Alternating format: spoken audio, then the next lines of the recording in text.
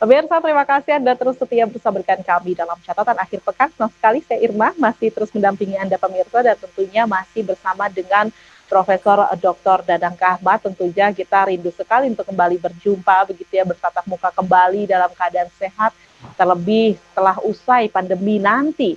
Meskipun kita tidak pernah tahu kemudian kapan pandemi ini akan berakhir, tapi pastinya kita tentunya berserah diri terus kepada Allah Subhanahu wa taala, karena Allah Subhanahu wa taala yang paling tahu yang terbaik untuk hambanya. Dan hari ini kita diingatkan bahwa nikmat sehat ini adalah nikmat yang sangat mahal sekali. Untuk itu jangan sampai kemudian kita menyia-nyiakannya dengan melakukan aktivitas-aktivitas yang tidak bermanfaat, pemirsa. Nah, pemirsa, ini bicara tentang pilkada serentak yang harus terus dilaksanakan. Kemudian saya tahu persis bagaimana kemudian banyak juga beberapa pihak yang menginginkan aktivitas pilkada ini ditunda begitu ya, meskipun masih belum diketahui sampai kapan COVID ini akan terus berlangsung begitu. Tapi setidaknya dengan menunda harapannya adalah masih tinggi kepedulian pemerintah khususnya terhadap jiwa atau terhadap masyarakat secara umum begitu, pemirsa.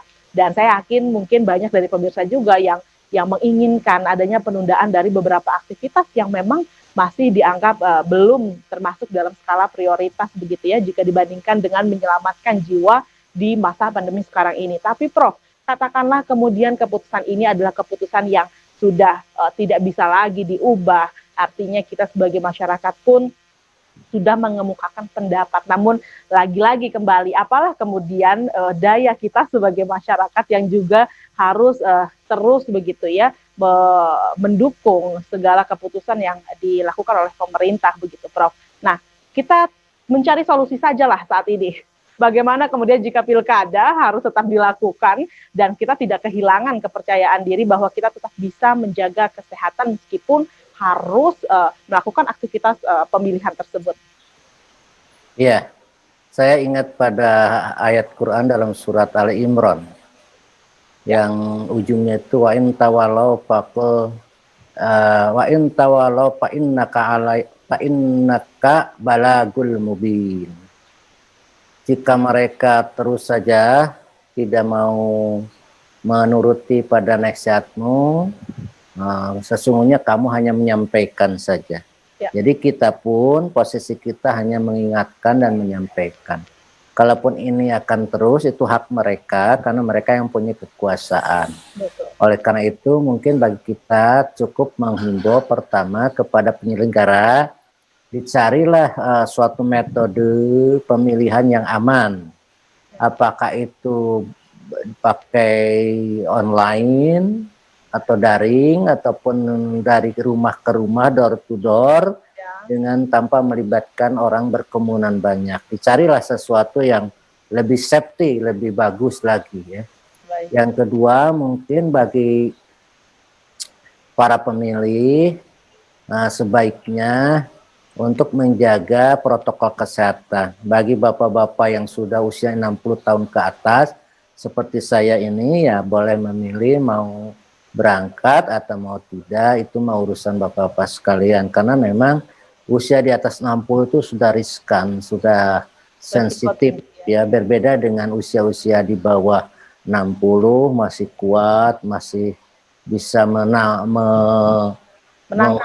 gitu ya. Masih menghalau ya, dengan imunnya begitu ya, Pak. Oleh karena itu mungkin bagi anak-anak muda ya pemilih yang akan tetap melaksanakan hak pilihnya, tolong diperhatikan itu. Jadi pakai masker, jaga jarak, terus juga bawa hand sanitizer, dan juga mungkin kita meminum dulu pil multivitamin ya, dan tidur yang nyenyak. Itu saya kira itu harus diperhatikan betul dan si penyelenggara harus betul-betul membuat satu peraturan dan blokade dan secara itu dengan cara yang tegas, tidak boleh ada kerumunan ataupun orang berdekatan dalam hal itu. Diatur sedemikian rupa, di TPS-nya pun jangan sampai menjadi kerumunan yang akan mengakibatkan penyebaran virus ini. Terus juga bagi penyelenggara pun tadi saya lupa untuk memberikan satu penerangan pada masyarakat berkenan dengan keamanan dan lain sebagainya. Dan bagi juga tidak ada kampanye yang melibatkan massa banyak umpamanya, karena kebanggaan supaya disebut banyak pendukung, dikerahkanlah masyarakat yang dikumpulkan begitu ya. dikumpulkan lalu Ya. membuat pawai dan membuat apel besar. Saya kira tidak usah lah. Saya kira itu seperti itu. Oke, karena yang paling penting adalah kemudian bagaimana kita bisa terus memperhatikan protokol kesehatan ya, karena tadi Prof. Dadang berkali-kali mengingatkan bahwa banyak kemudian skala prioritas yang kemudian harus ditunda, seperti bahkan aktivitas ibadah sekalipun ini sebenarnya banyak yang tertunda begitu ya Prof ya, tapi kemudian baiklah itu menjadi satu keputusan yang disetujui oleh para ulama kita begitu, dan kemudian harapannya adalah kita bisa cepat menekan angka penyebaran dari virus corona ini, karena ini adalah nyata, ini hadir di tengah-tengah kita dan peran kita yang memang sangat kita perlukan. Baik, terakhir Prof, harapan dan doa terkait dengan kondisi pandemi sekarang ini. Seperti yang dikemukakan oleh Maqasidus Syariah tadi, bahwa hifdzun nafs itu memiliki posisi yang paling utama, bahwa kita harus menjaga nyawa kita, menjaga ruh yang diberikan Allah, dititipkan kepada kita. Ini jadi kewajiban. Oleh karena itu berhati-hatilah dalam hidup ini, jangan sampai membahayakan diri kita sendiri. Kalau memang kira-kira kita tidak bisa menjaga diri, lebih baik kita untuk tetap diam di rumah, terus jaga protokol kesehatan dan tidak mengikuti kerumunan-kerumunan seperti itu. Yang seperti saya katakan tadi, ada dua pendekatan yang harus kita lakukan.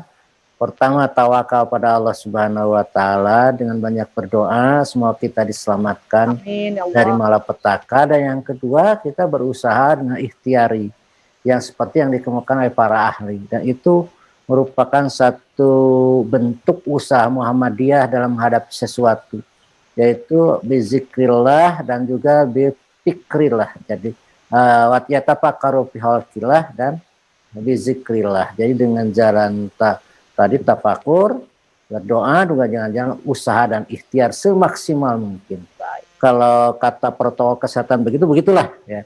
Umpamanya jangan sholat di masjid dengan berkerumun, ya udah kita di rumah saja. Jangan pergi ke kantor karena sekarang COVID, ya di rumah saja gitu. Kecuali kalau di TV-mu ya nanti. Tetap itu juga tetap dengan protokol kesehatan.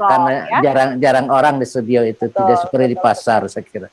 Saya kira itu ya mengenai mudah-mudahan kita semua sekali lagi dilindungi Allah Subhanahu wa Ta'ala, diberi kesehatan yang maksimal oleh Allah, dan juga kita dibahagiakan, diberi barokah oleh Allah serta husnul khatimah.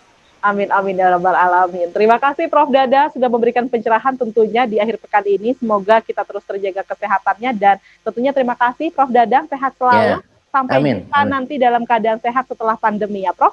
Amin amin amin. Amin ya rabbal alamin. Dan pemirsa televisi Muhammadiyah dimanapun Anda berada, terima kasih sudah menyaksikan program Catatan Akhir Pekan. Semoga ini dapat menginspirasi kita semua, dan tentunya yang paling penting adalah tetap DRS tadi kata Prof Dadang ya, di rumah saja. Tetap jaga kesehatan. Sampai jumpa lagi, dan assalamualaikum warahmatullahi wabarakatuh. Waalaikumsalam warahmatullahi wabarakatuh. Terima kasih Prof.